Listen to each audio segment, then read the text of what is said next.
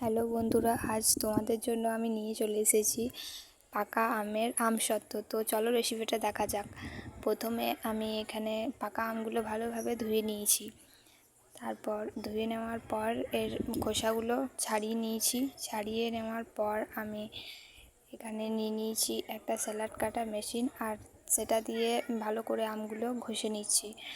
তারপর এটা আমি মিক্সারে দিয়ে দেবো, কারণ এখানে দানা দানা রয়েছে সেই জন্য। কিন্তু তার আগে আমি একটা থালার মধ্যে সর্ষের তেল মাখিয়ে 10 মিনিটের জন্য রোদে দিয়ে দেবো। এই দেখো মিক্সারে দিয়ে দিয়েছি। তার মধ্যে দিয়ে দিলাম স্বাদ মতো চিনি, যেমন মিষ্টি তোমরা খাবে। আর তারপর দিয়ে দিচ্ছি লঙ্কার গুঁড়ো আর স্বাদ মতো নুন। আর তারপর একটু কাগজি লেবুর রস দিয়ে দিলাম। আর তারপর এটাকে মিক্সিতে মিক্সচার করে নেব ভালোভাবে। দেখো বেশ ভালোভাবেই হয়ে গিয়েছে।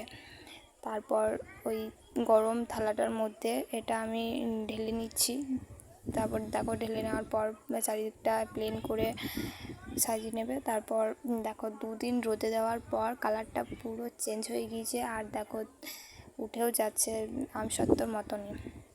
আর এটা ছুরি দিয়ে কেটে নিয়েছি। আর কেটে নেওয়ার পর রোল করে নিচ্ছি। দোকানে যেমন রোল তোমরা যেমন চাইবে সেরকম করে তোমরা সাজিয়ে নিতে পারবে।